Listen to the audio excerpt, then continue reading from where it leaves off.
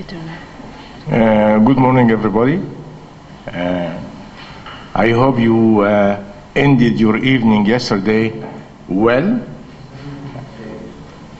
I don't really need to speak very much this morning. Already we know each other, so I don't need to go through the routine of welcoming you and say how happy we are really, all of us in the AUC Forum team, happy to have you for the second time, hopefully not for the last time. Just for people who have joined us this morning, yesterday was a closed meeting for the partners of the project. This meeting is a public one. And by attending today, you are not wasting your time, because this meeting is an important one. We are going to present the results of 3 years of hard work, about 5 Arab Mediterranean countries and beyond. So this is really basic, and I think even for me as a member of the team, I learn a lot from my colleagues. Second thing we are supposed to do is, after we have worked so hard and we have been financed from the taxpayers' money, what have we learned and what has to be completed? Even the most excellent research project is not exhaustive. You reach a certain point, you have achieved the results, but when the project is successful, it raises questions about things to learn about. So that is also another aspect of this project. Just I wanted to mention these 2 things. We meet at a time, it wasn't planned this way, when the youth aspect is very much on the international agenda because of the publication of the Arab Human Development Report. You probably have followed the discussion about some of the very pessimistic results coming from that report. So we keep in mind also what is done somewhere else and how we can contribute or even excel compared to what has been done about youth in this region and beyond. With that, I give the floor to the coordinator of the project that actually has contributed to bring us here where we are now. And this is why I call her, for Arabic-speaking people, I call her Zaima. Zaima means a boss, but a boss that is liked, that has a certain charisma. Elena? Thank you very much, Magat. Thank you very much for your attendance, to those one that, as Professor Karani mentioned, are joined today with us. I think that Professor Karani has mentioned a little bit about how is the project. Let me explain you, to those one that are today here with us, explain you a little bit about the project. The project is funded by the European Commission in the framework of the research project. It's coming from the 7th framework program. It's a 3-year project, as Bhagat has mentioned it. And we are 15 partners that are here today with us. The project tried to analyze how the youth people is right now at this moment in the Arab Mediterranean countries, and to do so we are analyzing 5 countries. These 5 countries are Morocco, Tunisia, Egypt, Algeria, and Lebanon. And what we would like to do today in this public event is to present the main result of the whole project. We are at the end of the project. Actually, it will be finished in March of next year, and we are starting to do this kind of public event to present the main result. The project, to be honest, has been very challenging, not only because we are 15 partners, that's a lot, but also because to analyze young people is very challenging, not only to go in depth in their perception, to go in depth in their values, but also because our methodology of analysis has been very challenging. We have done a survey with 10,000 young people, 2,000 per country. And also we have been analyzing, or we have been working also with qualitative analysis, which means interviews, focus group, and so on. At the end, we have close to 300 people in this kind of analysis. So what we are going to explain today, what we are going to present today, is the mix of these two methodologies in order to analyze what is happening. As you will see during the day, we are going to focus on the first session in analyze country by country. Unfortunately, the Lebanese partner cannot be here today, so we are not going to talk about Lebanon, and then in the second session, we are going to focus on different topics that we have been analyzing during the project. Well, I think that I don't have anything more to share with you. If you have any question, comment about the project, please let me know. In any case, I think that the most important, the most useful knowledge is coming now. I'm very happy to be here today because it's the first time that we have the opportunity to be together to share all the results. So everything that we are going to hear, I think it is quite new for all of us. And it's quite important for all of us because, I mean, this is the last meeting that we are going to be together until the last one that will be with the European Commission in Brussels in March. So please, I wish you the best today because for me it's I'm very emotional for this day. So thank you to all of you for your presentation, and I wish you the best.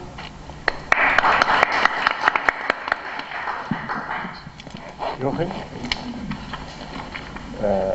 I think you are going to chair. Isn't Jochen going to chair? Huh?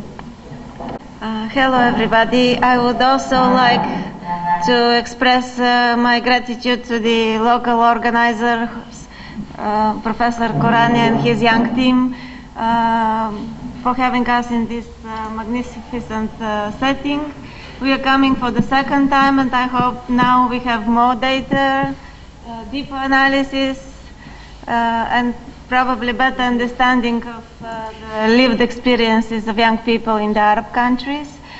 This session is dedicated to the country-specific social time and social place of young people's behaviors, values, aspirations. It will be organized in this way. We have one speaker less, so each speaker will have up to 20 minutes to present the most interesting results about their country. I will allow one or two questions for clarification if necessary after each presentation, and then we will have time for discussion to do a reflection on what we have discovered, what are the common and very specific and different features in the youth context in each country. So I will first invite our colleague from Algeria,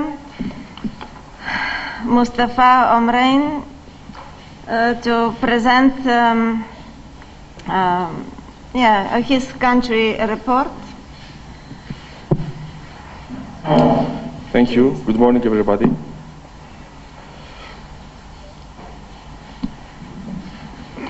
So, first of all, I would like to thank Beckett and all his team to have well organized the 2 days meeting. Because in Algeria, for example, this is the first time when we have such project which covered many aspects of young in Algeria. So for young people, let's start about family. For them, family is sacred. In all the regions when we went, family is a red line for them. It's the basis of their social life. But the Algerian family has its traditional role. On social aspects and on economic aspect. For social aspects, the family supports young. For example, when they are looking for a job, all the family members are mobilized to help the young to get a job. In economic aspects, for example, when the young is looking to do a business, so he needs the financial support of his family. But at the same time, young people somehow they contest the social control that is exercised by the family. So there is a social change in this regard.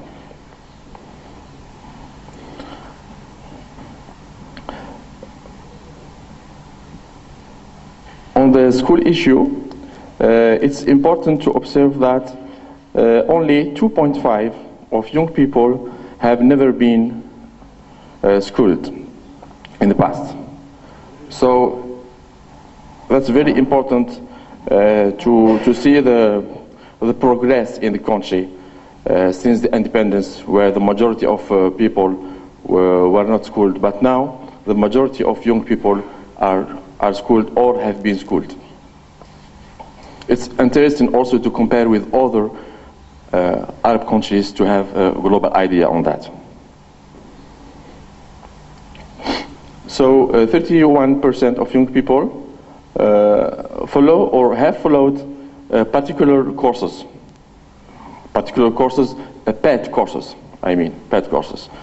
36% for girls and 27% for boys.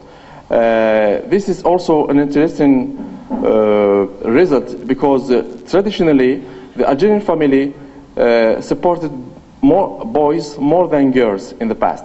But now there's a social change, and the actual Algerian family is investing in girls education.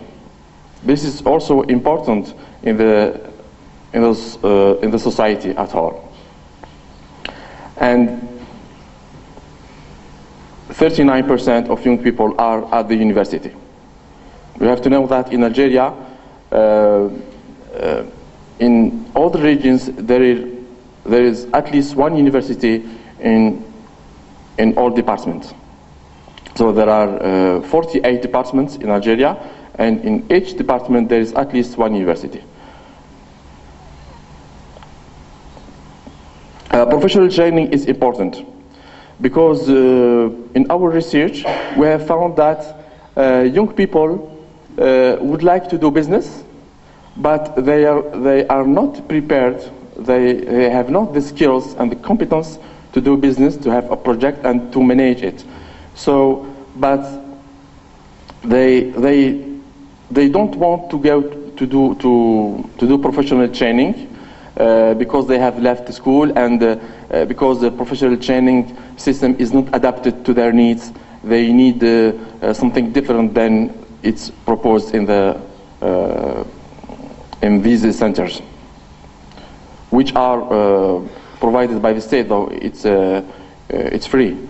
But they reject the idea to go to have a diploma in professional training centers. So, despite these problems regarding school, school is also like family.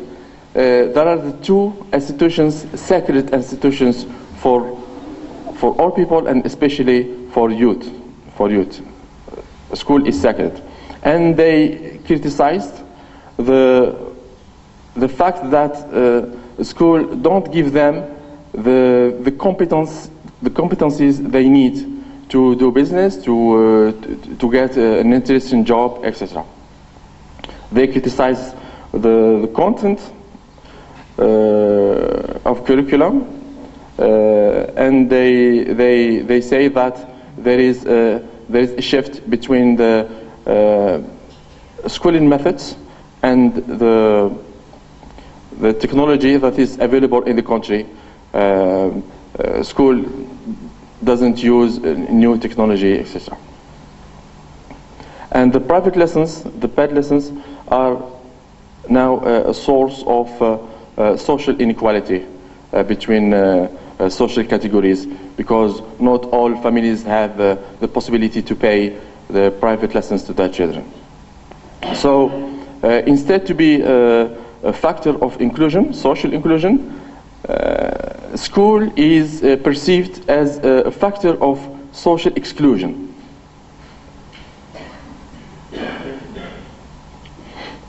This table is very important regarding employment. Please look at the last column, total column. So young people in Algeria, they are first student, 34%. Then they are employed, 27%. And then inactive, 24%. And then unemployed. This is the general result. But if we look by sex, we observe that there's a difference between boys and girls. This is interesting. For boys, young people are first employed, then they are students, 30%, then unemployed, 17%, and then inactive. For girls, it's different. They are first students and then inactive.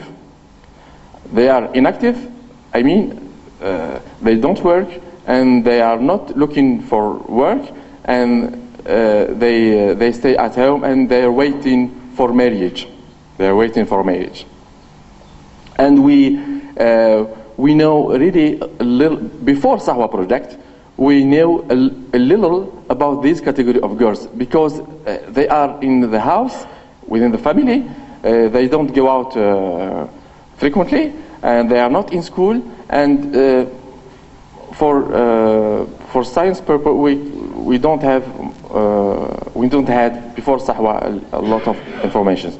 And then they are 15% employed, 8% unemployed. But the category of inactive young people, for boys or for girls, this is, I think, for development issue, this is a big deal, because you know, the World Bank calls them the need. They are not they are not employed, they are not in the education system, and they are not in training. They are nowhere.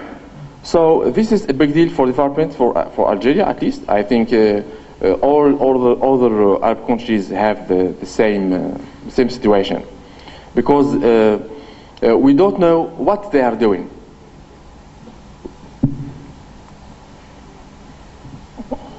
And we look by milieu of residence, we see that rural boys are best workers than urban boys, because the needs are more numerous in urban areas.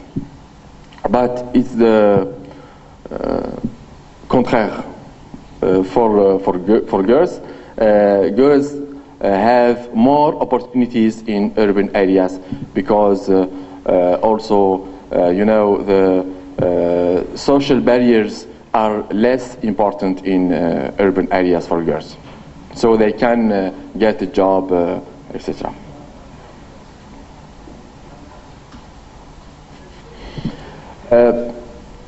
these figures are also important.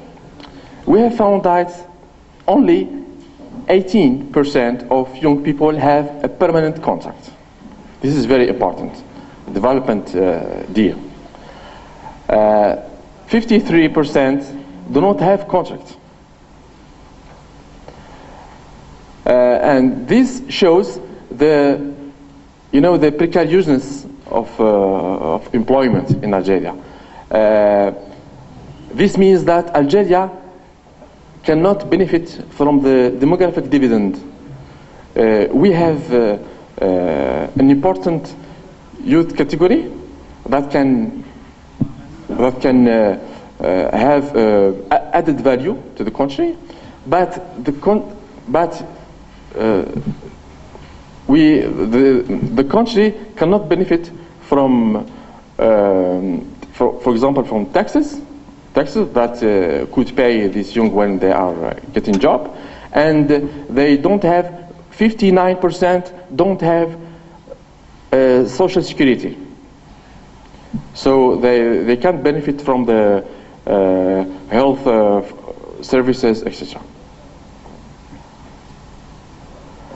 It's interesting to see that 59% have access to work through social network because of corruption and the lack of transparency in the recruitment process. And we found that 40% of young are not satisfied about their job. So those who are unemployed are not satisfied, and those who are employed also are not satisfied because they don't have contract, they don't benefit from this social security, etc. So this situation for young people, employment is the first priority. And this is a source of a great frustration.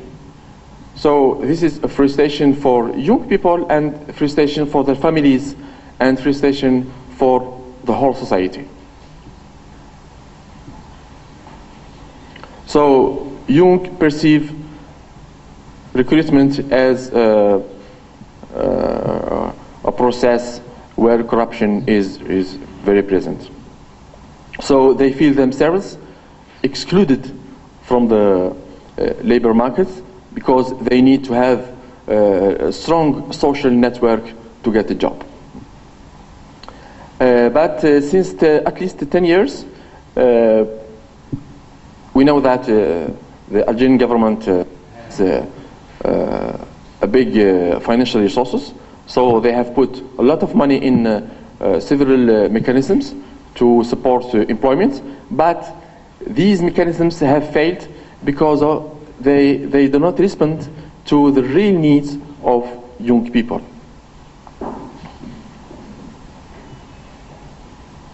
About migration, we we expected more than 25% of young people who desire to migrate, and we have been surprised to see that only 25% of young people desire to migrate. And this is important because we hear in Algeria all the politicians saying that young people want to go in Europe, etc.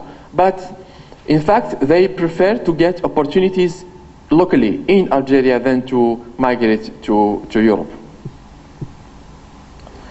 And of course, migration desire is more important among unemployed young people. And France is the first destination because of language factor. And 27% for those who have the desire to migrate, they accept illegal migration. This is also important to know. Culture, I think that this is the same situation in the other Arab countries. The young people have access to modern technologies, internet, etc. So they have their own world. They have their own world. 80% are single because of the hard socio and economic conditions. For the choice of marriage, 31% family played a major role, and the social network. Here we see also that the traditional mechanism on the choice for marriage is always present in the country. And 40% are not willing to marry it, 36 for boys and 46 for girls. And this is important, and this is coherent with the fact that girls, this is coherent with the fact that girls have access to school, so they want to success in their professional life and in their student than to get married, not like in the past. And this is important to see that only 4% of young people belong to political movement. But instead of that, in social media, they are active. They are rejecting government ideas, they are commenting government projects, etc. Because in the social media they are free. So they are rejecting politics also because they reject the adult control on them. They would like to be to exchange with their peers than with adults. So this is also an issue of conflict of generation. So 56% have never participated in elections. Only 27% have participated in the last elections. This is very, very low. And this is coherent with the population also participation, not only young, but this is a lower rate among youth. I also said that. So I will end with this image of 2 days ago, because we have riots every day in the interior country, in the deep country, because there is no communication between population, especially between youth and the authorities. So the only way to them to be listened is to go outside and to burn like this, because there is no communication, and youth have expressed their frustration because they are not listened by adults and they are not listened by the authorities. There is a real shift between them and the government. Thank you. Do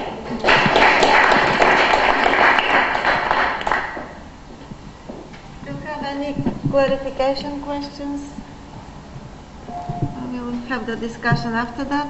I will invite our colleague Caroline Minelai, pronounce it correctly, from the Research Center in Morocco, to present the country report.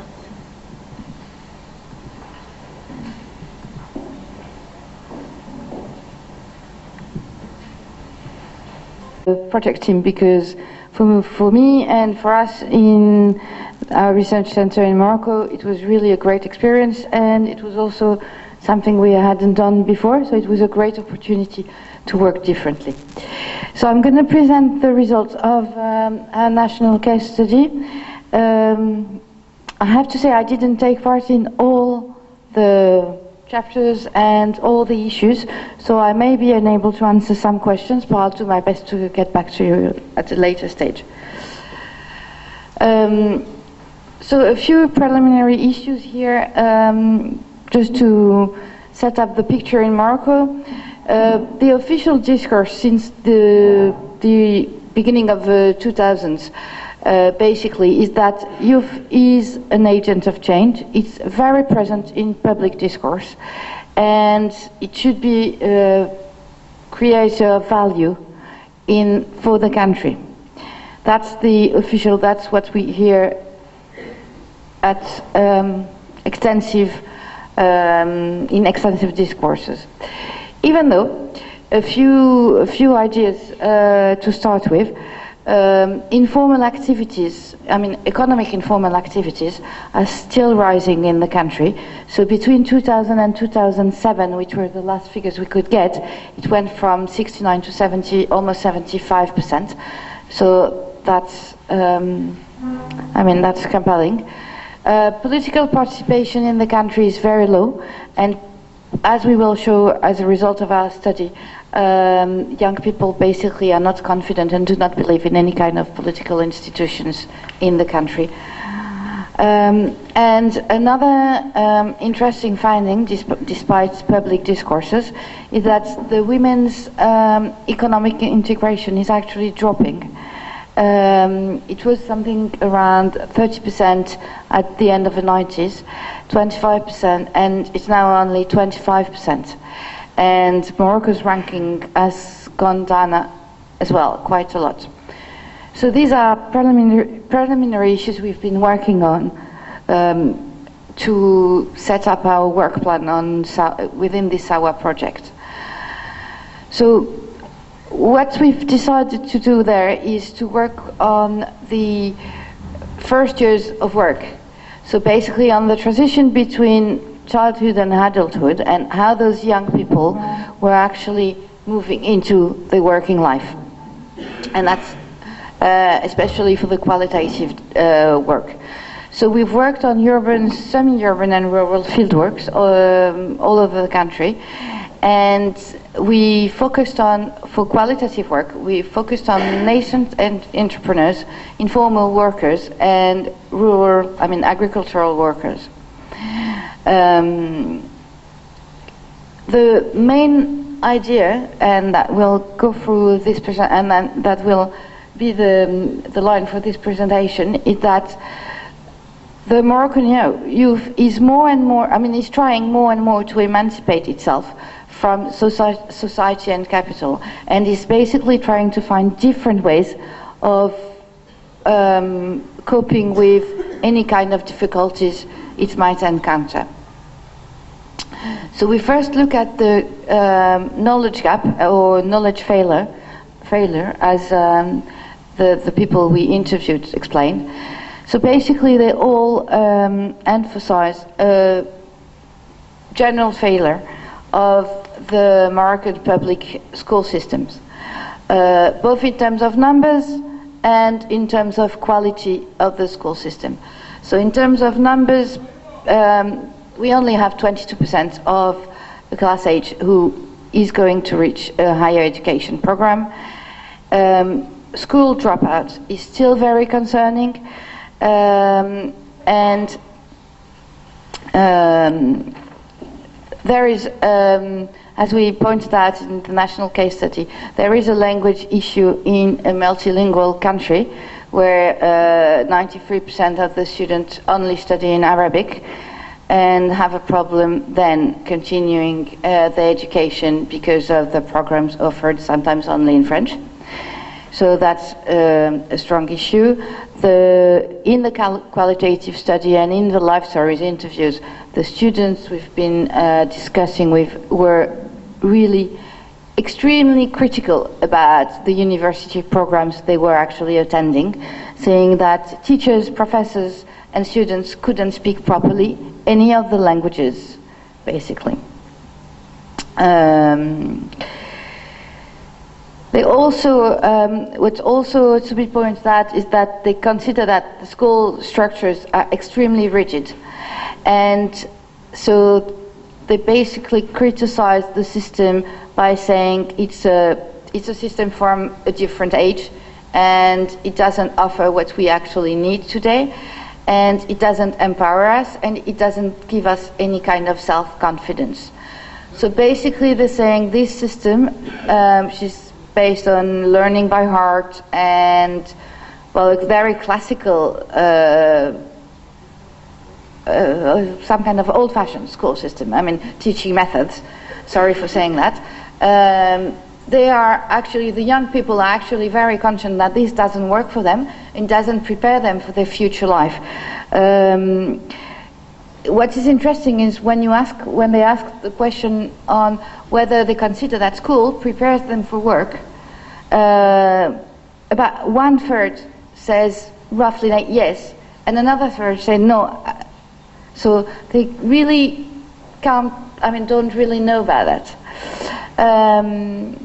What is interesting also is that they point out that they have different ways of learnings. And so they found solution to overcome what they consider a failure of the education system. So through informal activities, for example, for the ones who work we studied a group of young people working in informal markets of cultural goods in the area of Rabat.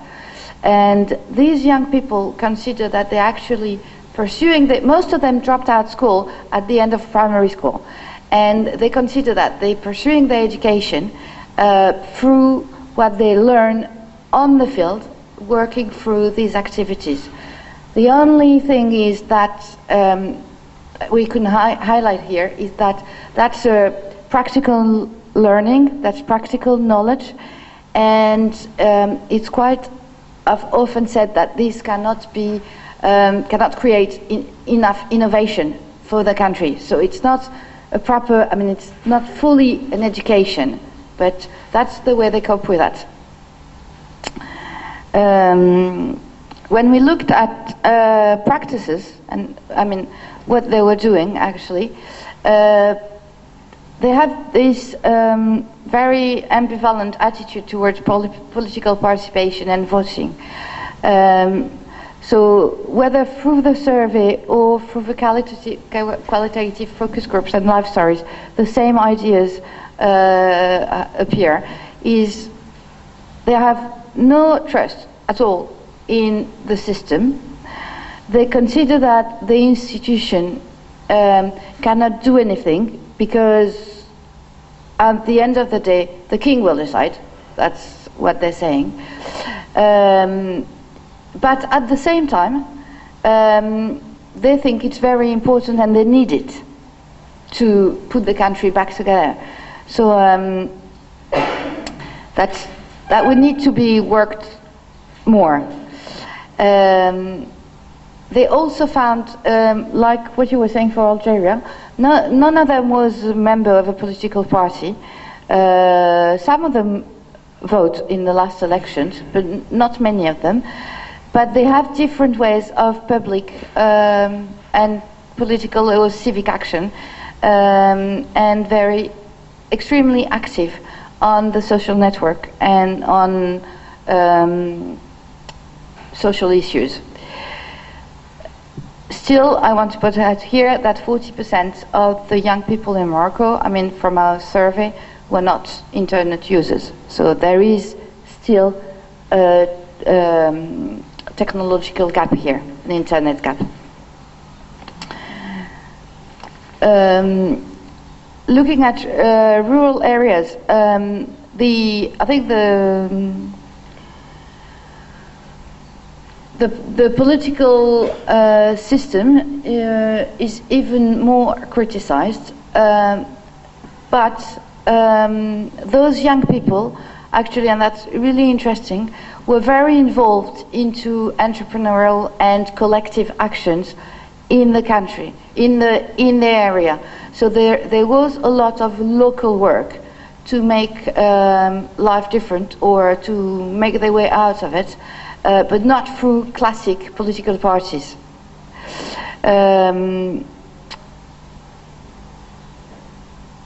Basically, through all the fieldwork we've been doing, whether it's through entrepreneurship or rural collective activities, one of the main ideas is that those young people work collectively.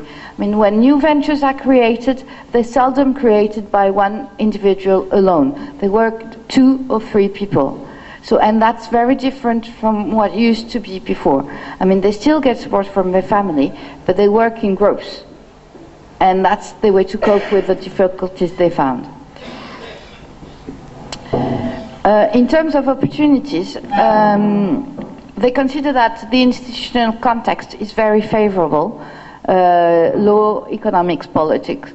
And that many sectors, especially in the agricultural field, have been liberalized. But 60% of our respondents relied on family or personal networks to look for job opportunities. So even though they consider that the context, I mean the institutions available are good, they're not using them, and they rather use their family and personal network. There is a great number of, very great number of NGOs working in the country and trying to work with young people to create new ventures for self-employment. One very interesting thing here is that when we did our SAHWA focus group, so we gathered several NGOs, several stakeholders working on entrepreneurship in Morocco, trying to help people create their own self-employment. And that was they were all very surprised to meet one another, and they had never met before. So there are plenty of people working there, but there is absolutely no coordination at all. So there is nothing leading the way or making these people work with one another. We were also surprised, same as you, about migration, and that will be one of the things we need to look at. Migration is now not considered as an opportunity for almost 85% of our respondents. So that's to compare with Algeria. It means that only 15% of the young people who replied to our survey were actually interested into migration. In terms of representations, working with the stakeholders, working with young people in Morocco, what was interesting is that they were at the same time saying that young people are completely immature and cannot take care of themselves, and at the same time they were saying they should be the factor of change and they are actually our opportunity. So either we people are crazy and we don't know what we want, or this actually reflects some kind of probably young people trying to move away from society, move away in a good sense, like trying to emancipate themselves and trying to find different ways, and they're building up different strategies to overcome the difficulties they're obviously encountering. And these are the same ones in any kind of environment, urban, rural, they're all the same. Basically they network socially, on social media, formally, informally, but they create their own network and they rely on it. They try to learn and develop new skills, however they can. It can be relying on their peers and on people they work with, or it can be relying through NGOs, or relying through school or the university they still attended. They're also trying to build trust within their network and to move forward, and they identify opportunities and move if required to catch them, but move within the country. So if migration, overseas migration is not, is not as interesting as before for them, then they would be ready to move within the country, let's say from south to north, for more economically dynamic areas, to catch an opportunity. In terms of policies implications, I'm just going to emphasize today on the work we've been doing to improve governance of support to entrepreneurship initiatives. There is a strong, there is a strong request from young people to and help them build their entrepreneurial orientation. this happens, I mean, this actually takes place in Morocco, but most of the time too late, because only, let's say, less than 40% attend secondary school. So, and if the country wants to rely on self-employment and new ventures creation, then he has to start before that. And then coordination between public, private and NGO should be really reinforced to get an actual governance of these issues in the country. To conclude, I'll say that youth in Morocco basically is not an homogeneous group. I mean, young people are not all the same. They have different expectations and different trajectories, but they're coping with difficulties, I mean, trying to overcome them the same ways, basically. Uncertainty, general uncertainty, is basically faced collectively rather than individually, and that's apparently something slightly different from before. And young Moroccans need social interactions, institutions and networks to deal with risk-taking activities.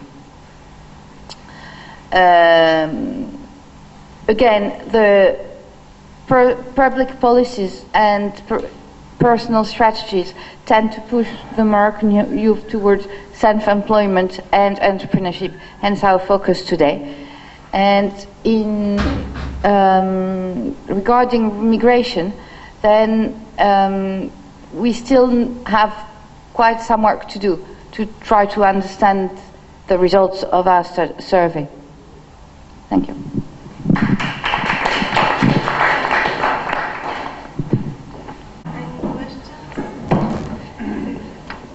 I will invite Fadila Najjar to come to present the report of the Center of Arab Women for Training and Research in Tunisia. Good morning, everyone. I'm Fadila Najjar from Tunis. I'm presenting today the Center of Arab Women for Training and Research, which was responsible of the implementation, responsible of the implementation of SAHWA Project in Tunisia. So during my presentation, I will try to speak a little bit about the Tunisian youth, situation of Tunisian youth.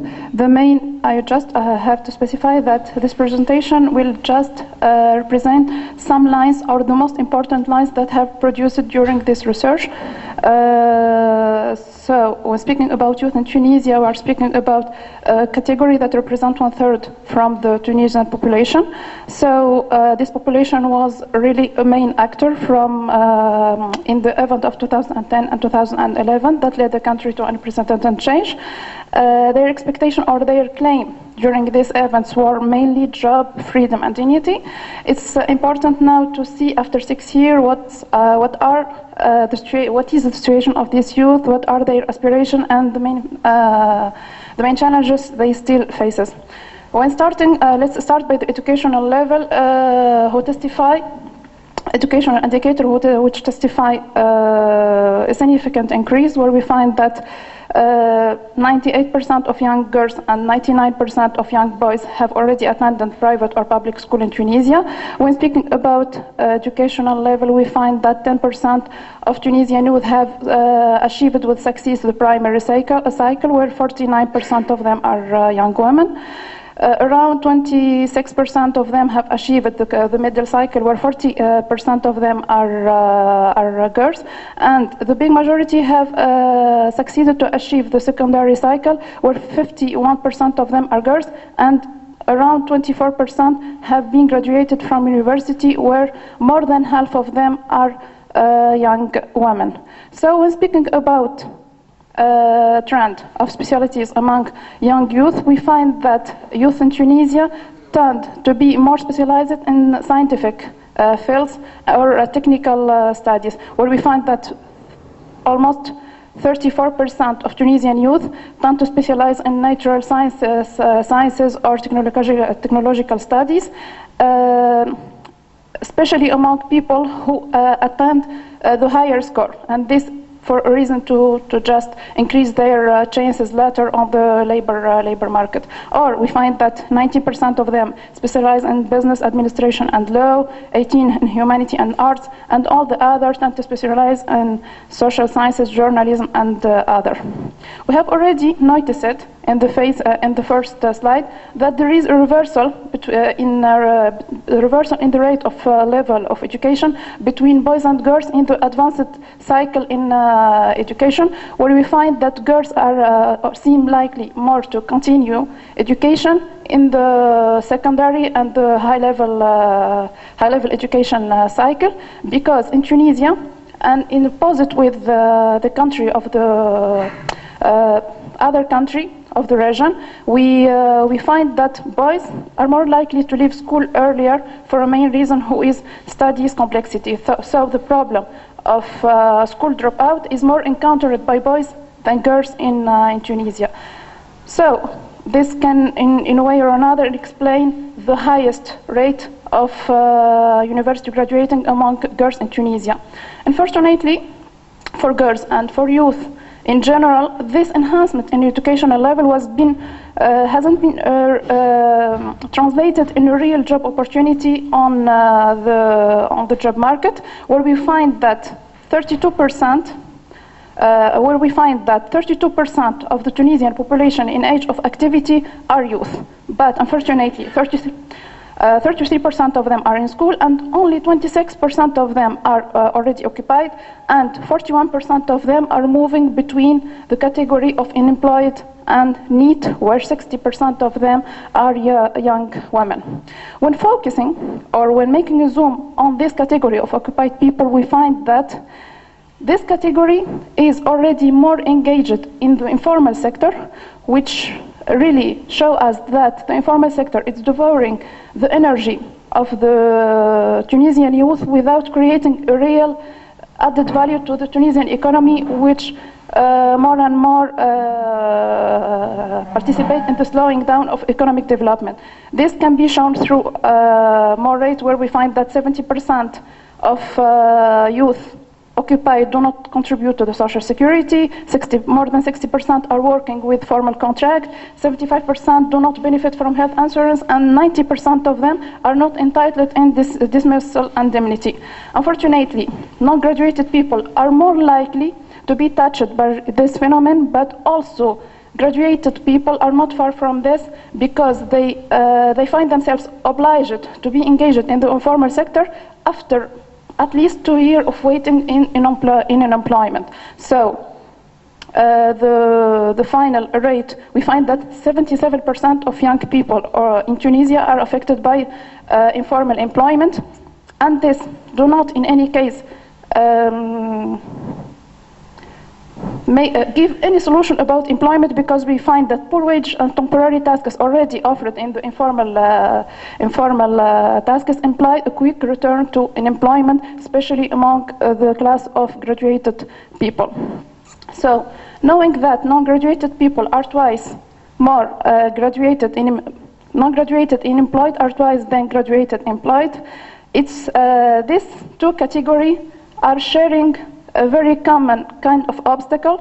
So when speaking about obstacle, we can summarize it as follow, that we have especially on graduated category of people, a trend to be integrated in a public service.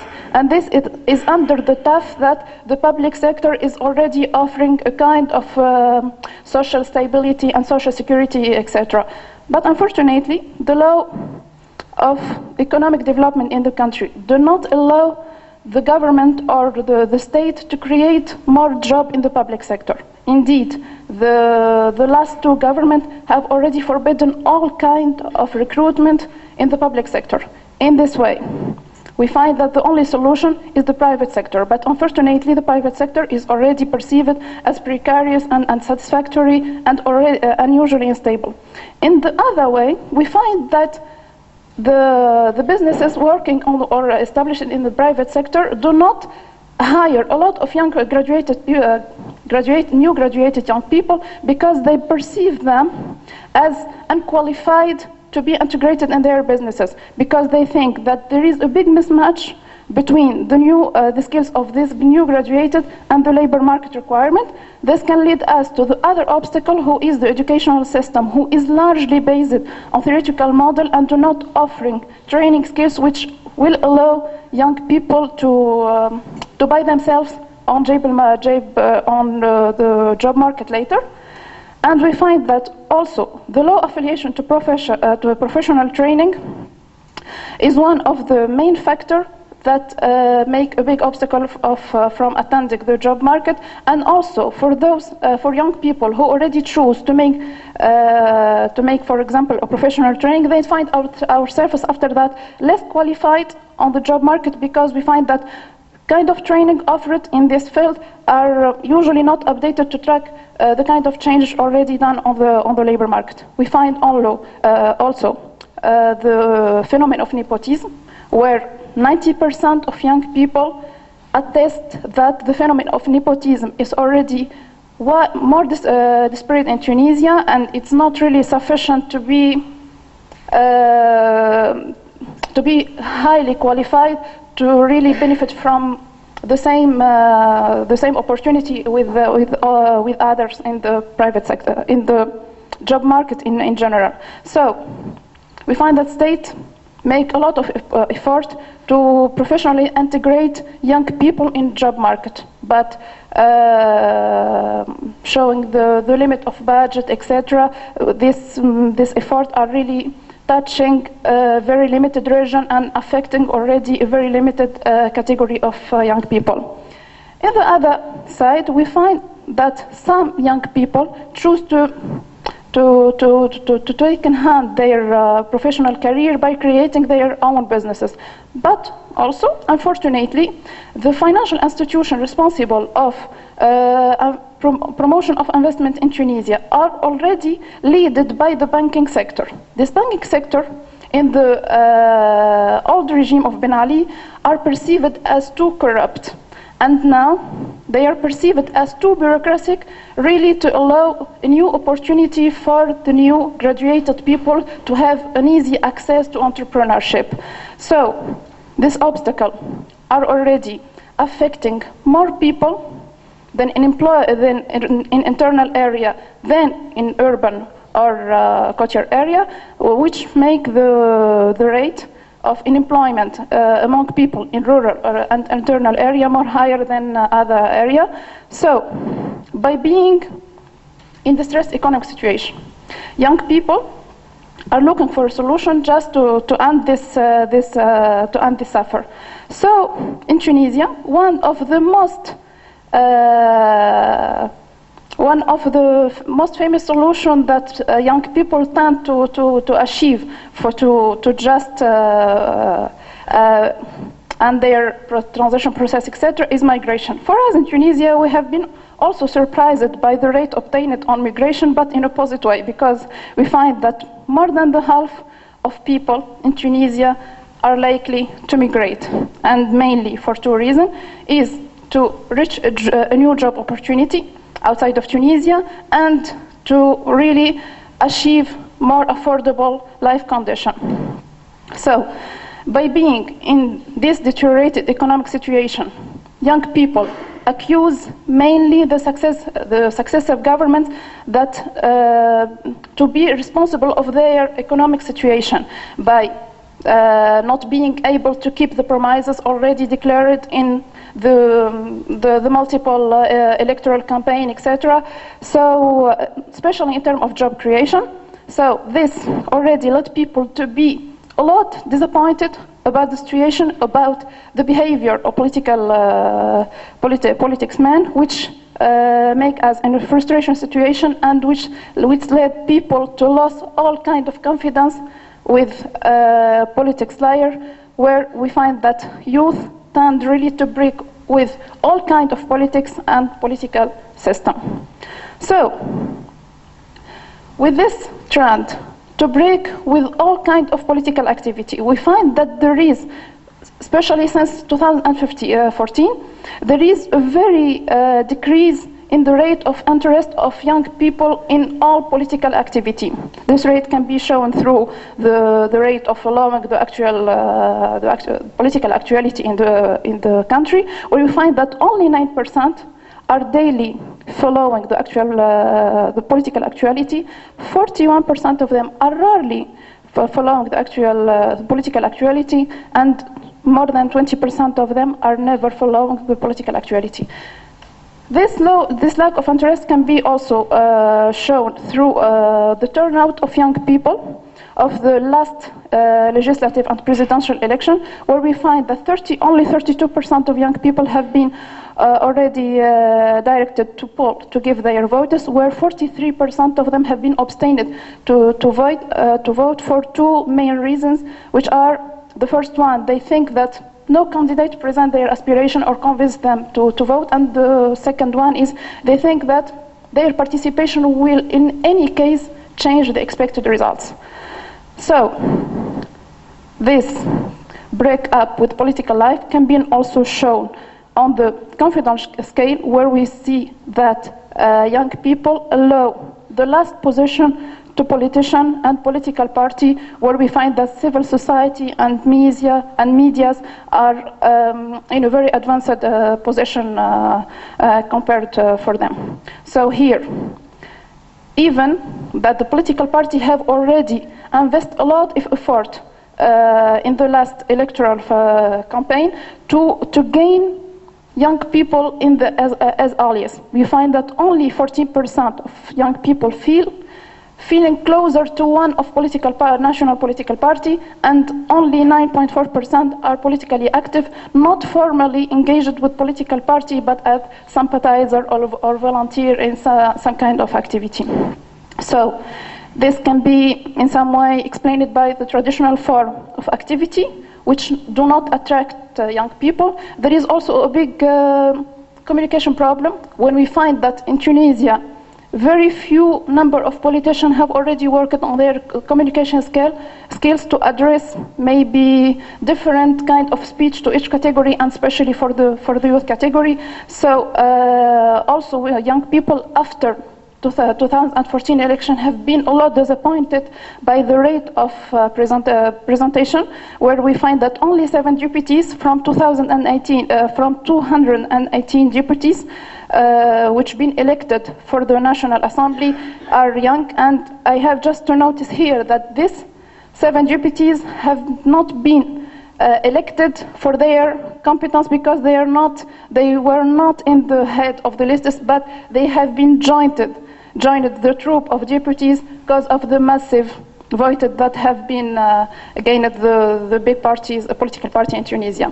So I just have here a little testimony of young Tunisian girls about her point of view of the participation of young people in public life or political life especially.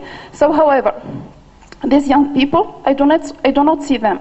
They are everywhere tough. Politicians think that they would be too young for such or such responsibility. So they look at them from above and take from them everything that belongs to them. The only thing that obviously belongs to them is time.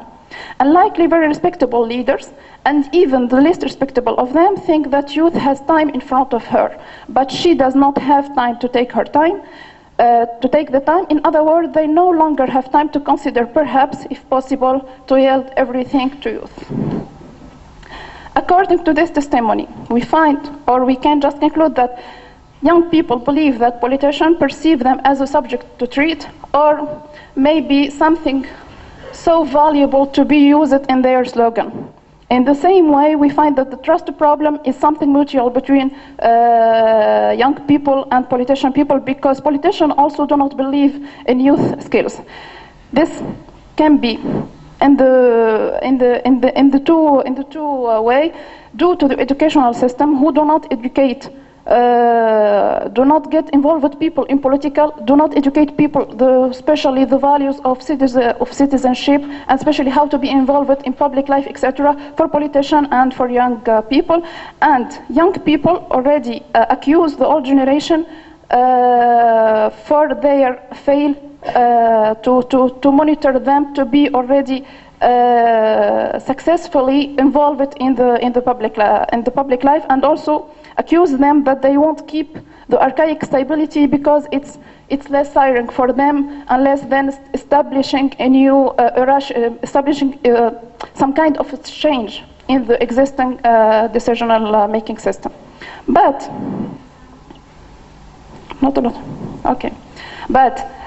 We find that all obstacles do not prevent young people to be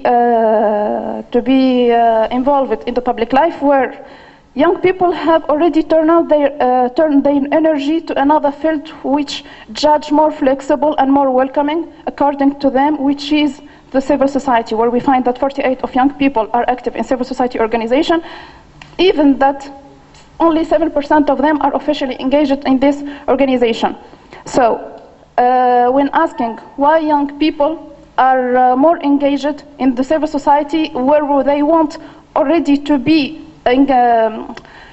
implicated or involved in the public life and do not make effort to be involved in the political life, we find that in fact you think that civil work is a better way for realization and change, and Tunisian youth are more aware of the importance of the impact of the civil society organization on the country more than political institution, where we find that 9 out of 10 Tunisian youth think only that it's so important to engage with civil society organization.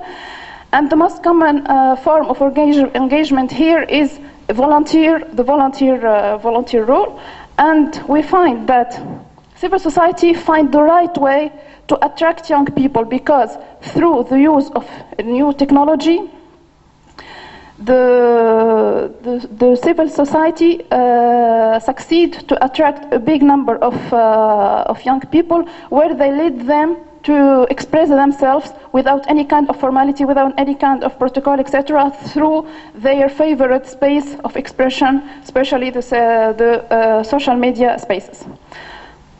In an attempt to be more closer to young people, public institutions make some attempt to understand the needs and the aspiration of this girl through the way they already have been used by the civil society. So, in the last November, the presidents of government, with the cooperation of youth ministry, they launched a social dialogue about youth issues.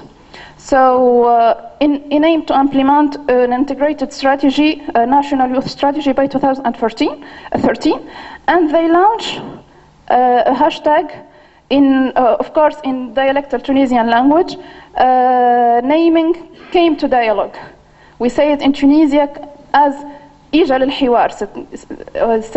That means that we have here spaces for dialogue, so you are invited you are welcome to come to this dialogue.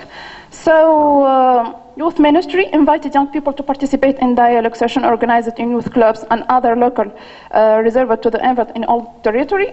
Fortunately, only 7% have already participated in this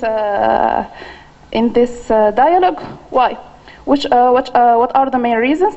The first reason is that the communication campaign of this event was not really reach all youth, and the other reason is that youth attest that they are not able to attend the local which have been reserved for the event. So, as a response to this, a coalition of civil society led by young Tunisian people invite all Tunisian young people to participate in an online forum, a new campaign which named it as the real or the true dialogue of young people, to express their point of view on any issue related to youth through internet forum, and they just call this campaign "You Came, Ija Enti," because in the first campaign, government invite people to come to the dialogue, so young people respond, "If you want, you came to us. It's not to us to go to you." So, in this, we find that young people are addressing speak to the public structure to say to them that you are not treated us in the right way, and you are not communicated with us in the right way. So young people through similar action try just to show to the official structure that they are not satisfied with the way in which they are treated, as well as the used language of communication. They are trying just to show them how they want to address the subject that concern them, far from any formality or protocol. So, in conclusion, young people want to make their voices heard. Not in political life, maybe in other way in public life through civil society who trust more. They maybe want to play the main or the same important role that have been already played in the 2010 and 2011 event, but they don't find the social structure or the institutional structure to play it. Unfortunately, also, many obstacles encounter these young people to play this role, mainly economic as cultural too. And it's also clear that public institutions make an effort to get closer to young people, but there is a trust problem and a communication problem. But we believe that the situation maybe will be better in this few coming year, because now we find that there is a very closer cooperation between organizations of civil society, mainly led by young people, with the local institution to prepare the next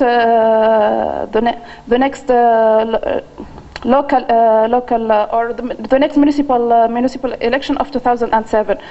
So, young people find the way just to make their voices heard in the public life through civil organization society, until we find the right way to involve them in the political life. That's it. Thank you.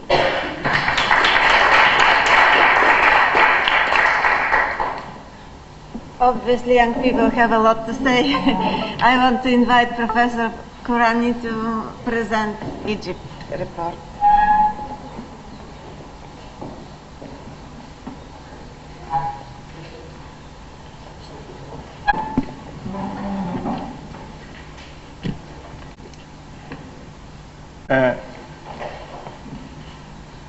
I will not be long, because it seems to me that we are running short of time. And luckily, we have in this paper, national case study, all the data about the Egyptian case. But I want to do few different things with you, just following what Fadila and my other colleagues have presented. On the surface, Egypt seems to be data rich about youth before we started SAHWA. I see that Rania Rojdi has just arrived, and they have actually, Population Council, have done an excellent work of 2 surveys on youth in Egypt, one in 2009 and one in 2014. And frankly, when we started the SAHWA, I felt we couldn't add very much to what is already existing. But we did, in the end, after some negotiations with coordinators before Elena, to give the Population Council to focus most of the survey after 2014 on youth. So from this point of view, I think Egypt, or the team working in Egypt, was lucky, because it started with some important database. However, the contribution of SAHWA was very appreciated, because it allowed us to go for qualitative data analysis, the interviews. And it was interesting methodologically to see the ratio of divergence and convergence between qualitative and quantitative data. Not very much. So that adds to the credibility of the data as the basis of the project. I want to take perhaps 3-4 priority indicators. Just one general remark before coming to the ones about Egypt. there seems to be some convergence among the 5 Mediterranean countries. Nepotism is an important factor in employment. I was struck by that, and I'll come to it. Role of the family, as Mustafa has shown, that seems to be also important. Most important convergence, lack of political trust by youth in their political institutions. Fadila has talked about lacking political parties and all of that. In Egypt, almost 99% of youth don't participate with political parties. They don't want to hear about them. So that is very interesting. But I want also to come at the end to 2 general factors. One, what I call counterintuitive results that we didn't expect. Algeria and Egypt, only 15% of the people want to migrate. In Tunisia, 53%. So whom do we believe? Then we have the both people. So that is what I call only 15%. It was, by the way, also emphasized by Rania in the 2 surveys in 2009 and 2014. So I would like to come to what we can call methodologically counterintuitive. Things we didn't expect. How can we explain that?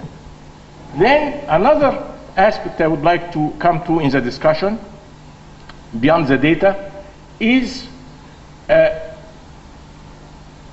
there were some factors that were traditionally accepted as factors of social mobility.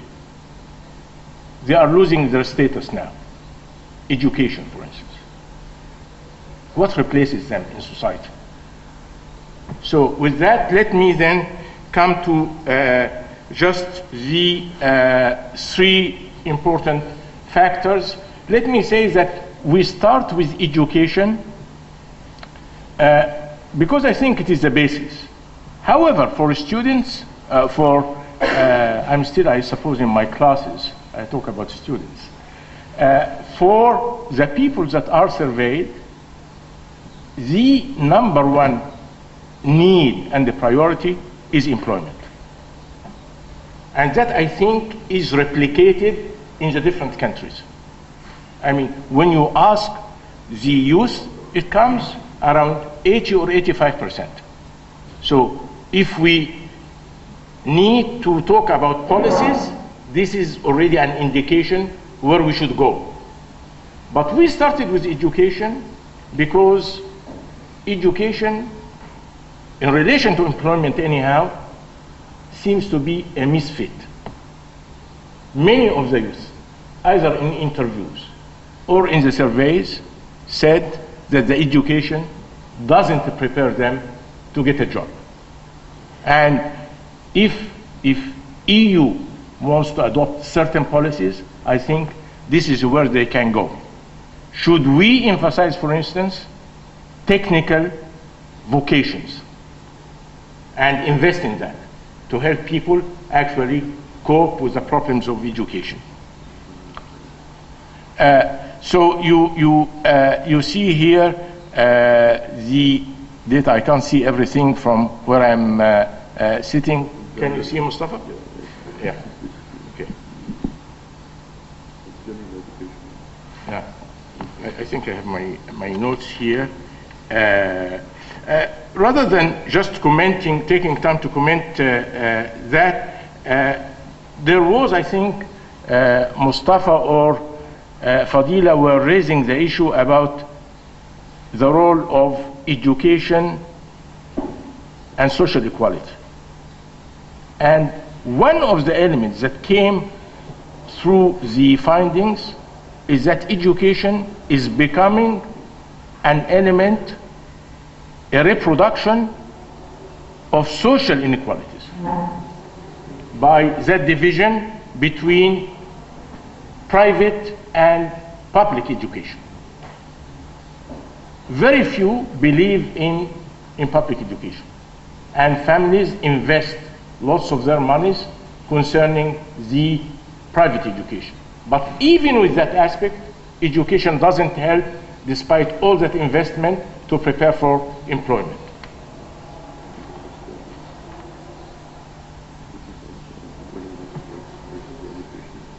Yeah, but I see here you have the employment already. Okay. Concerning the employment, again coming to that idea of nepotism. And we'll see that actually in some of the indicators concerning entrepreneurship. That is confirmed. The idea of, in order to get a job, you need to know somebody. Huge majority indicate that they get their jobs, I mean, more than 60 or 70% indicate that they get their jobs through personal connections. Wasta. I don't know if in other Arab countries that word is used to. Wasta?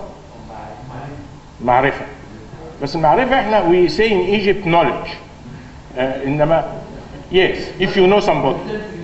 Yeah. So that also increases in a sense, I mean, if we think much more generally, increases the level of mistrust by young people in their society and in their institutions, when they know that they cannot get a chance except by knowing somebody.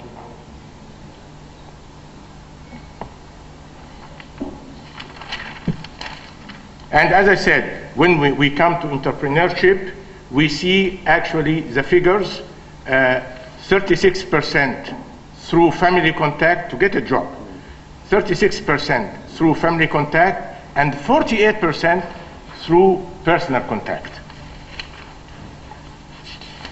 I want to come to gender, and again, there is convergence there.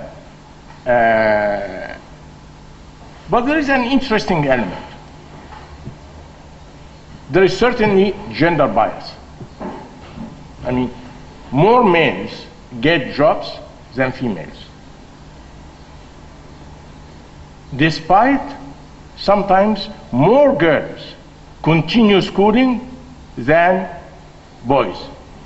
I have in my class, for instance, this is my personal experience, the ratio of A students, females are about 70%, males are about 30%.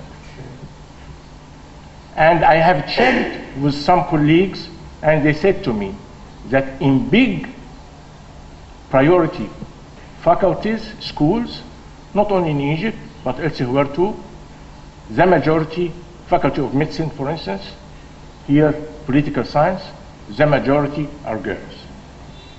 So they seem to do better in schooling, and yet in terms of employment, you have that lower level of opportunities to find a job. Now, let me, beyond the data, let me raise two issues. One is that sometimes, and the data, our data shows that very clearly, the main employer is the private sector. And the private sector is very demanding in terms of job hours and the traveling. Sometimes females cannot afford that. They, for any reason, they cannot just move around as their company wants them to do. But number two, in terms of what we can call gender inequality as far as employment is concerned, is that many of the women are schizophrenic about jobs and family. They can't choose between the two. They feel very divided at this level. They feel that their first priority is the family, and at the same time, they want professionally to work. And actually, I have seen that schizophrenic dimension, not only in Egypt or in Arab Mediterranean countries, I have seen it in Europe, and I have seen it in North America.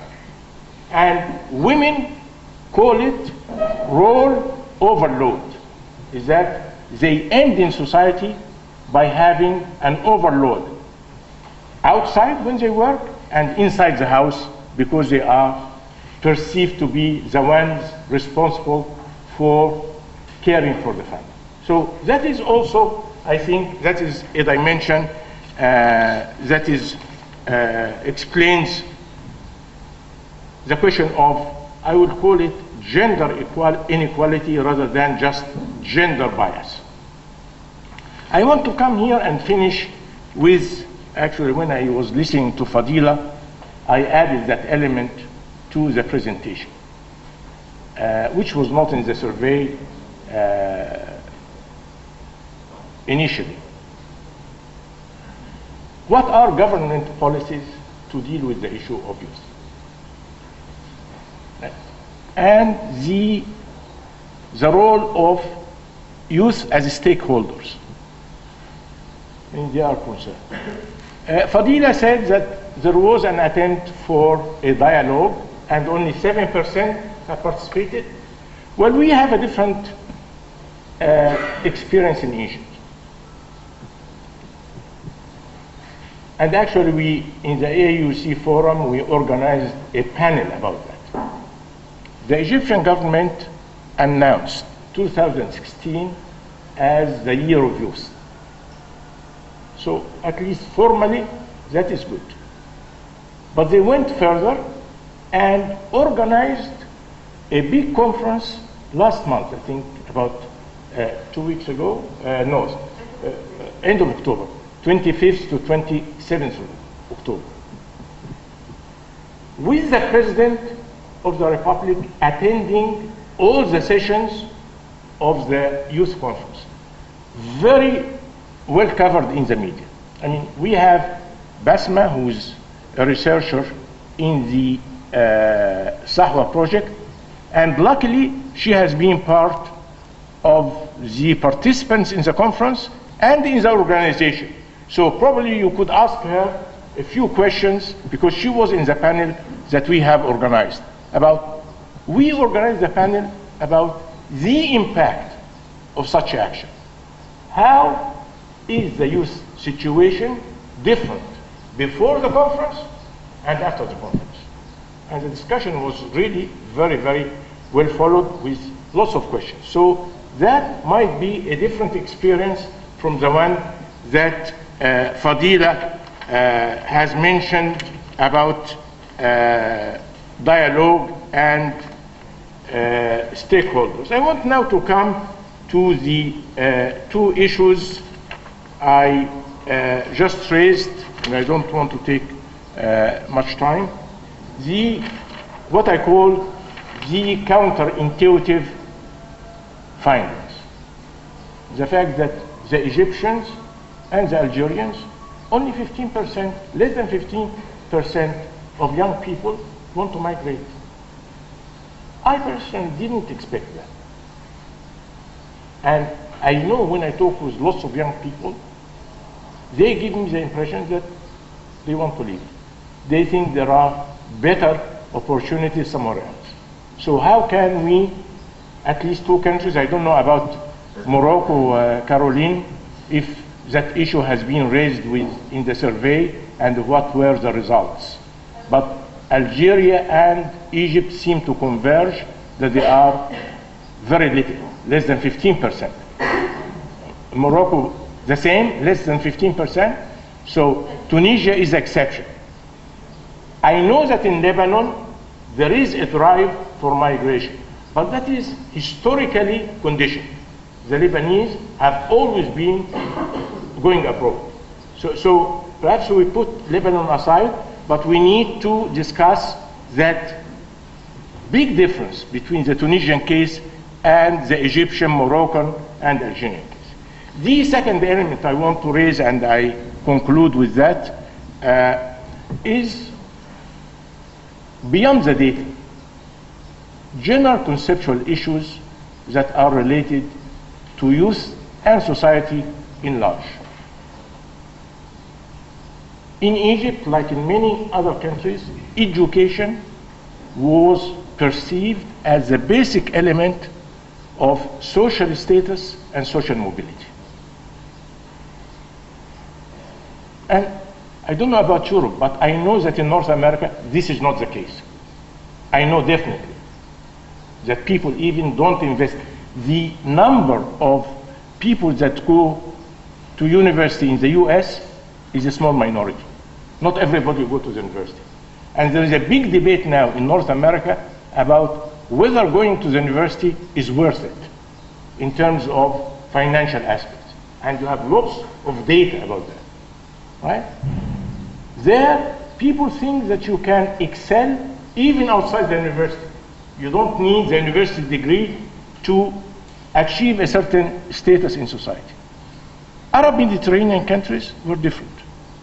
I know when I was young, when my brother didn't have the degrees to go to university, that was a tragedy for the family. Huge tragedy. In Egypt now, coming to the data, the fact that people get education and don't get a job, does that keep education still as a basis of social status and mobility, or it is declining in reality? And Jose might like that, but I have went through some literature and arts and films, and you see that people in reality, they behave on the basis of looking for something more important than education for social status.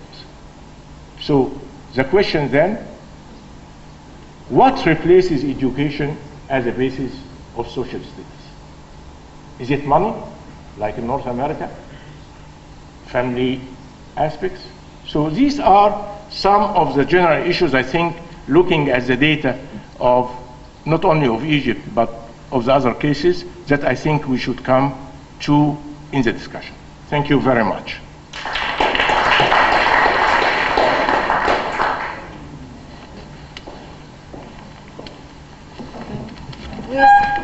I first want to say that I'm sorry that I wasn't very strict with the time, but our local teams have done so much work in collecting the data and analyzing, and it was very interesting, I hope, for all. Now we have some time for discussion. We saw some common and some diverging features, so the floor is open for questions, comments. Can we have the microphone? To ask whether the migration rate in Tunisia is much higher. Not migration, but rate. The wish to migrate of young people is much higher than in the other countries, excluding Lebanon. But this is just a very brief remark. The other will be as well. I was very much interested in the rates of the interest of young people in political participation. And if I just refer to those figures from Tunisia, it should be very interesting, not only Tunisia, to the other countries, but in the other countries as well. It's very much interesting, probably, to compare those figures with other figures related to this issue in other world regions. In Europe, for example, we have done a large-scale survey on that as well. In Europe, the participation rate of young people is even lower than in Tunisia. It's even lower than in Tunisia, just to give you an example. Yeah? So roughly about 50% of young people in 14 European countries have no interest in politics. No interest in politics. From the remaining 50%, which have some interest in politics, only about 15 or 16% are active. They are not active in political party, in liberal democracy, the representative democracy. They're active in direct forms of participation, boycotts, internet, etc., etc. But what is different between taking the figures from Tunisia and our figures from 40 European countries is the participation rates in elections, especially in national elections. The participation rate in national elections elections in those 40 European countries is much higher than, for example, in Tunisia or in other AMCs. That probably gives some reasons to discuss it further. Thank you. I think it was Caroline who said something, or she explained that in the Morocco case, most of the young people are looking the way to out from this uncertainty, this problem, this situation, is collectively instead of individually. Something that we have been analyzing, analyzing the questionnaire, the survey, but also the qualitative part of the project, we were thinking, and also something that we have been discussing a lot with Jose, we have seen that there is a part that is, of course, collectively, in terms of friends and family, but there is an important part that is individually, in terms of how to survive to the situation. I would like to ask to the other partner what they think about this collectively solution or individually solution in your country, and in which aspect they can find, the young people can find solution individually or collectively in different situations like education, labor market, and so on. This is the first question. The second one, I'm really interested in what Mustafa mentioned about school is not anymore a factor of social inclusion, and I would like to ask also to the other partners if they agree, and also the factors that are doing that is changing so much from the past than now. Thank you. Yes, thank you very much for our presentations. I have a few questions, and each question is to one of you. Just let me find them, please. There are too many notes. Yes, so first, this is a general question. Fadila, I think, and Mustafa, I'm not sure about the Moroccan case. You mentioned that youth were very active in social networks. And I would like you maybe to be more precise, because from what I have read, and as far as I understand, a lot of, it is widespread, or it is commonly admitted that many people are participating since 2011. There were two researchers who did a large study in Tunisia who found out that when asking about young people, what do you mean by participating, they were saying posting a Facebook status. So is it only about expressing your opinion, or is it a pretty active way of doing things? So this was a first question. Then I have one question to Caroline. I don't know whether you have seen the results in terms of level of confidence from other countries. You were mentioning that in Morocco the levels were very low, and actually when looking at the 5 countries of studies, I have the feeling that the best levels of confidence are in Morocco actually. And one of the specificities that you can find is that almost 50% of people are on the scale from 0 to 10, almost 50% of people are positioning themselves on 5, which means either that they do not trust the interviewer, so you have the interviewer effect, or they have no idea or no interest. This is all those theories about analyzing surveys. So that was something much different from Egypt or Algeria in terms of level of confidence. Yes, exactly. Then, Fadila, I'm coming back to you, I'm sorry. You were mentioning only 14% of young people feel closer to a political party. If I'm not wrong, the fieldwork of the survey was carried out during the presidential campaign? No? It was not during the presidential campaign. Okay, fine. Because otherwise it would be very surprising to have only... Yes. It was during the presidential campaign.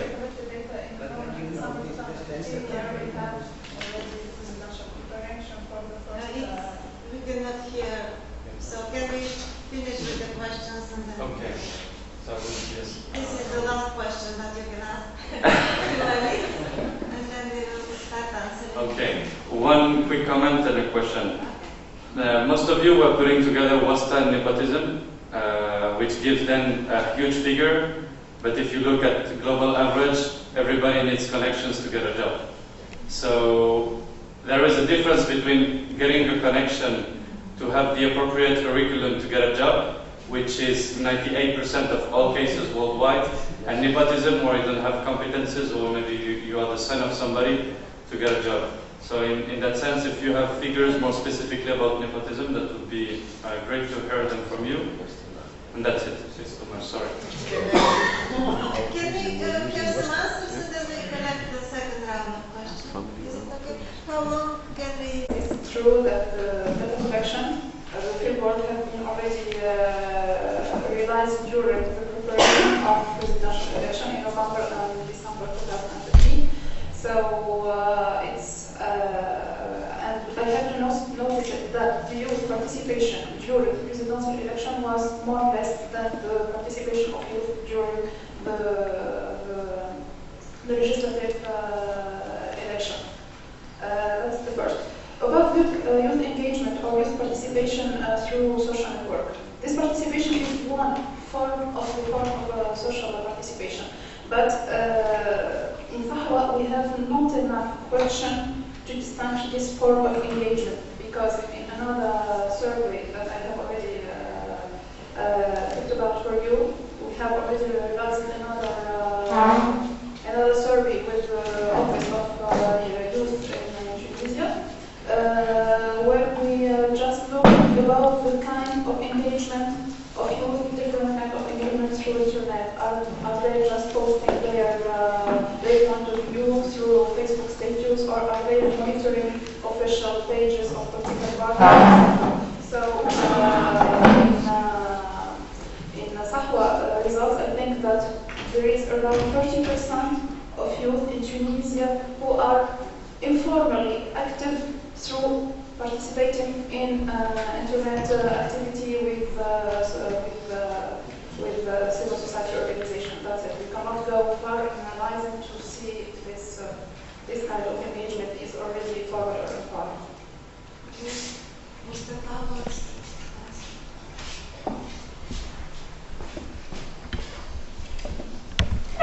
Thank you for the questions. For your question, Musa, about the political activism, we have to know that in Algeria, to organize a political meeting or manifestation in the street, you have to get official authorization. So the government is controlling the political activism in the country. And so for youth, social media is the only space when they exert their right to expression freely. So they are doing comments on particular projects, decisions, etc., without any control. So we can't talk about political activism in social media. It's a more space of expression. Caroline, would you like to answer? Go ahead. Sorry.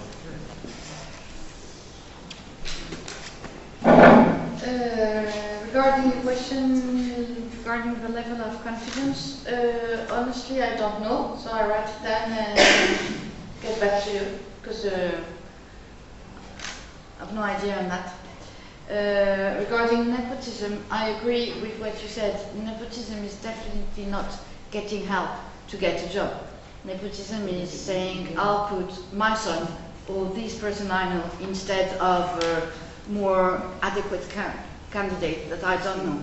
So that's very different. I mean, in every country, in the region or in Europe or wherever, young people get help from the network to find jobs. I think this is nothing special here. And regarding school, as not being a social inclusion, yes, we have the same kind of result. I mean, school is considered to be, not only it doesn't include people in the society, but then it doesn't help them into getting the right tools. So but they still use the same, I mean, the school as a the way to go to the labor market? I mean, how can we think that a school is not anymore? Yeah, because I think also that completing school is already an achievement. Being able to go until the end of your high school, I mean of your secondary school, it's already something important. I mean, Morocco has still quite a great number of illiterates. So, I mean, from this point of view, I mean, school is not an option. So they would want more from school, and it doesn't help them, but it's a requirement. I mean, from the way, how would I say that? We have to think about it the other way around. So it's a country where half of the kids don't go to school, and half of the population is still illiterate, so cannot read and write. So if you cannot read and write, then your job opportunities are, I mean, it's only informal, and so they would cope with that. But obviously, school is still regarded as a very important thing. Yes. Answer the question? Yeah. I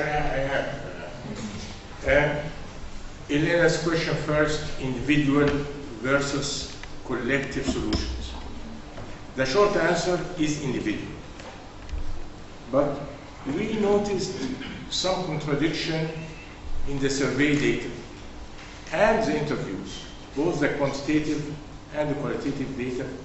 Most of the people surveyed and interviewed wanted to have a government job. But in reality, we see also in the data that the private sector is the main employer. And the solution to that apparent paradox is that people actually, here in Egypt, I don't know about Algeria, I don't know about other countries, they take the government job as a social safety net. It gives you tenure, and many of them actually don't work all the time in their offices. They go and sign and go out and do other things. So many people actually have two jobs at the same time, with private sector increasingly more present. So that is the dimension of the individual aspect. Concerning education, and this is not very much in the data of SAHWA, but when we were working on the Arab Human Development Report in 2014, we discovered that education is actually reproducing inequalities and poverty. Because the way people, there is that huge division between private schools and public schools. And people who go to public schools, in Egypt at least, I don't know about Algeria, I don't know about Morocco, but the level of education is very low. Sometimes the educational system has serious problems. And this is where they appear in the public sector. So education is reproducing poverty, social inequalities. I want to Yuan's question about political participation and elections. And I think the leaders of SAHWA have to define political participation much more rigorously. What are actually the indicators of political participation? You mentioned elections.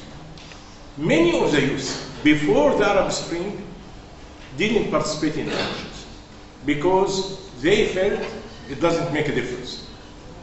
Elections were rigged, falsified, so they put that aside.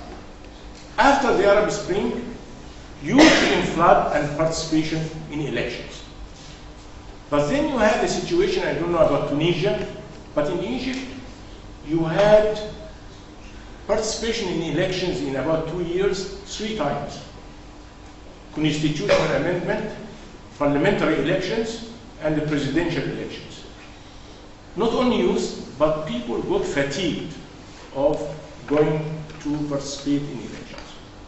At present, I think youth are just disconnected. They don't participate in it. Musa, about connections, no, the answers were very clear. They were talking about wasl, meaning that there is no equality of opportunity. Whom you know will decide what you will get, qualifications aside. So that was very, very clear. And as I said, which increases the mistrust of youth in the system. So, any new comments and questions?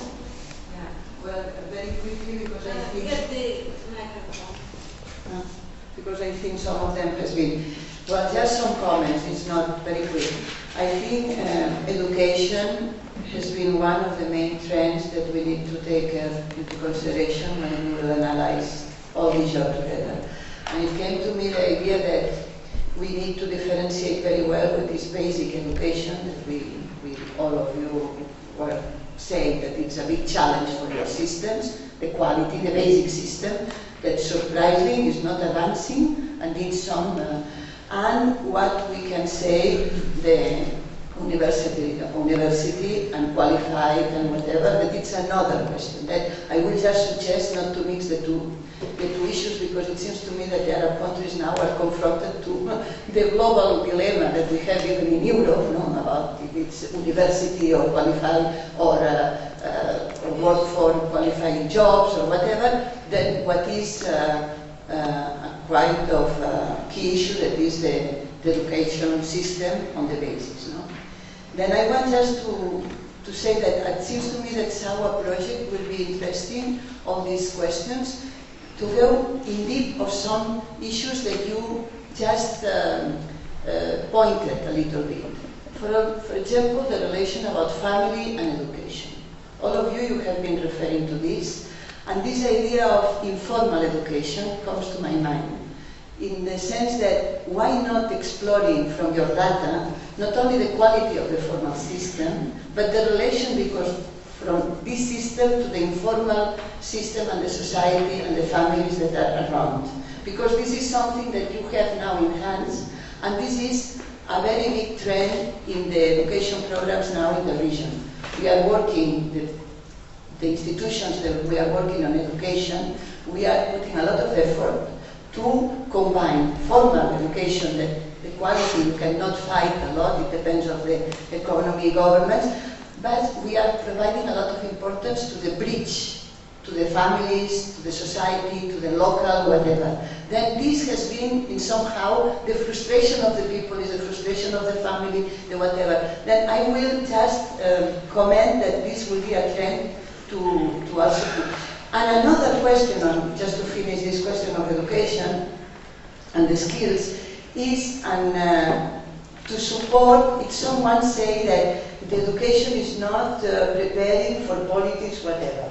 According to my experience during 4 years dealing with a program that is Young Arab Voices, devoted mainly to provide skills to youth to be active in political life, and public and political life from our side, one of our battles is to convince the ministries of education to put into the curriculum the debate skills or this kind of skills that can help to this maturity. Of course, these are questions that can be related to this education. Second point is migration. I'm sorry, I'm so surprised about this data that I think this is a key issue to explore. You cannot say only a minority wants to migrate in Morocco. You cannot say this after all what has been migration in Morocco. I'm sorry, I express this because, or you cannot say this in this way without a big analysis what is happening in Egypt. When I am around me, everyone wants to emigrate. And then you say me that this is just a minority, that the explanation should be there, and you have also, again, in your hands, a very important issue. But this needs to be explained, because if not, nobody will understand I'm sure that you will do. But I think this is a trend also in all the things. And finally, the disaffectation, the change, whatever, I just want to say that here you have also a trend that I think very interesting about this disaffection of people, of young people from politics and living in this country. I think this needs to be carefully analyzed in the current situation, but in the long-term situation. I agree that this cannot be just the situation now or in the elections in Tunisia. No, it's a trend.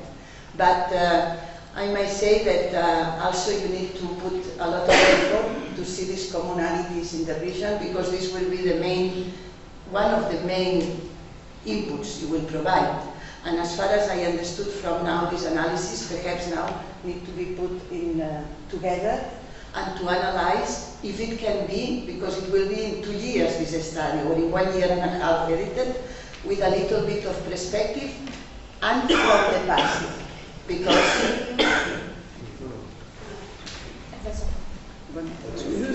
any pressing questions?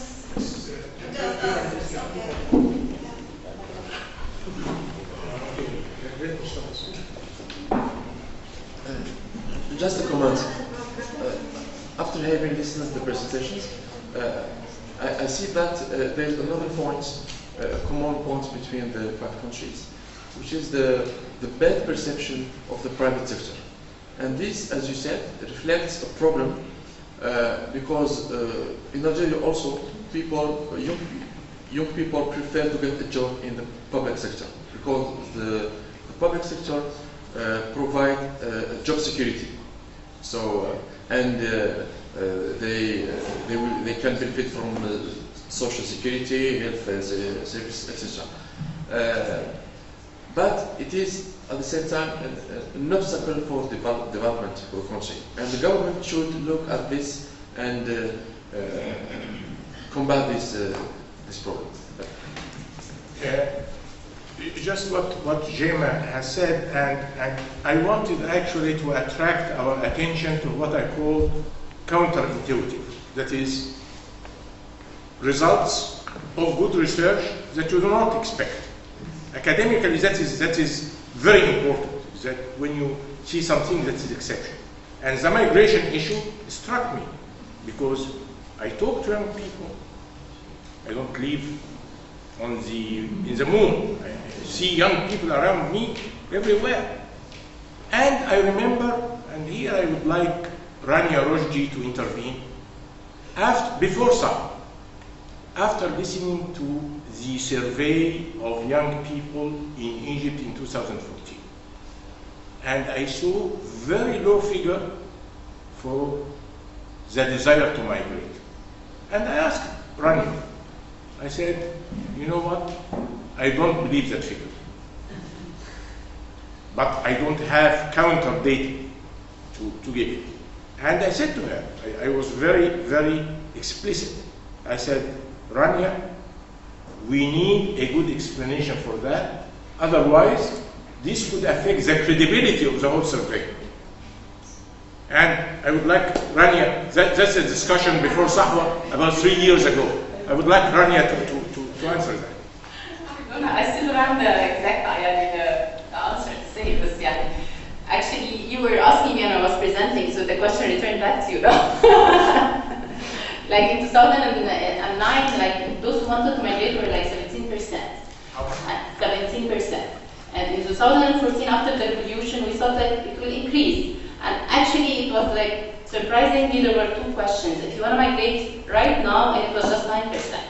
And if you want to migrate like 5 years from now, and that was like 18%. So clearly, it's Egypt is not like really a culture of migration. So, and usually migration in Egypt is like by those who are not really highly educated and mainly going to Arab countries just to stay a few years to get some money and get back to where they live and get married and start a family. So this is more like the culture of migration in Egypt. And at that time, after the revolution, I thought like if we know that those who migrated are usually migrating to like Arab countries, and at that time there was like a crisis in Libya, and other countries are also were like just pushing out Egyptians. So why would I say I want to migrate if I know there is no place to go? So, and that was not the explanation I told Dr. Bahad at that time. But he didn't buy it. I was hoping you get more answers of that from the qualitative interview. Did you get any of that from the? No, it's just, I mean, that's like it's still not the culture of like really. It's not. We all want to migrate and we want a good job. But if we don't know a place where you want to go, and it's not really a culture, and the effort is not that big in Egypt. So like you then get an answer of yes. Especially if you look even deeper in like where they want to migrate, where they used to migrate. It's not really Western countries. Western countries is like point something. So it's mainly Arab countries, and this is we have this topic in the second section. So I just have a quick question to Fadila since I got the mic. She was talking about like civic engagement. If I understand that well, and you said like civic engagement is high in Tunisia, right? Because in Egypt, I can't, now I have like 4 surveys analyzing at the same time, so I'm sorry, but I can't remember. Did you have enough question about civic engagement in SAHWA? And what the rate, like in Egypt, it's just like less than 5% before and after the revolution, and even now. Why is it that different? Do you have a figure in Tunisia, and why is that different than in Egypt? Thank you. And another thing, like I want you to think about like also inequality of opportunity in terms of accessing even higher education, even the university in Egypt. So those even, although we have like public universities, which like still of a good quality compared to like even private universities, but those who enter these public universities are still rich because of many things that stop those who are poor to access the higher education system.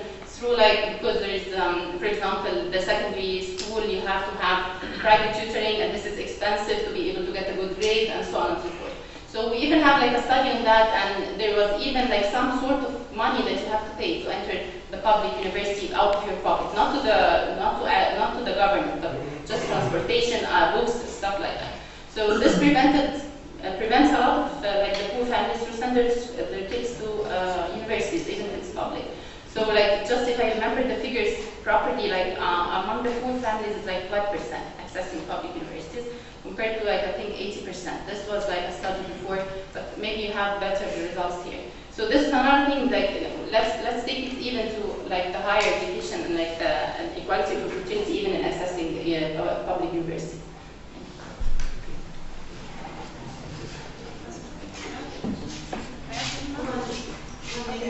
Just for the question, I have already talked about this with Mr. Project yesterday about the important role that civil society in Tunisia have played after the 2010-2011 election.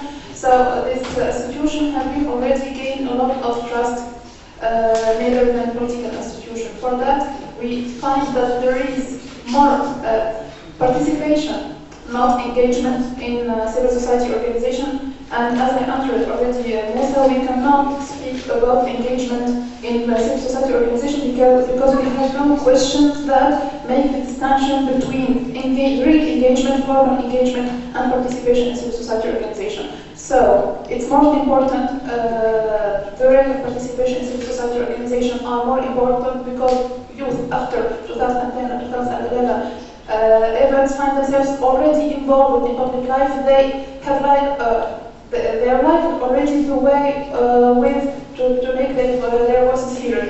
They find a lot of obstacles to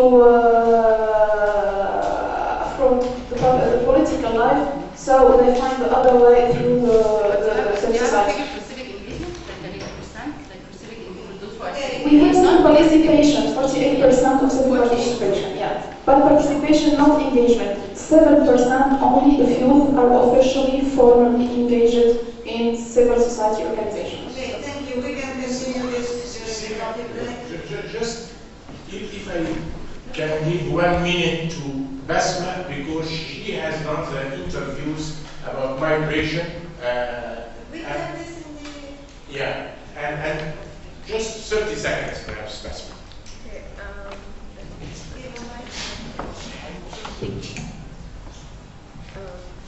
Okay, with regards to, I completely agree with this, being surprised with the number of people who want to migrate. But one of the things that we've seen very much in the interviews and focus groups is that what moves young people is security, and that's why they would go for a public sector job because of the security, and not the private sector job because it's not secure and they can easily be terminated at any point. The same goes with migration. What they said about migration is that it's not, I do not really have the security if I go and work abroad that I can be terminate, my contract can be terminated at any point. And their explanation was that even from their families, the people that have been abroad, especially at the time that we were conducting the interviews, specifically whether in Libya because of the security issue or in the Gulf because of the economic crisis, many of their families were already having the contract terminated. So I think maybe that can be an explanation to why they weren't very much eager to migrate at the time we conducted the interviews. Thank you. Thank you all.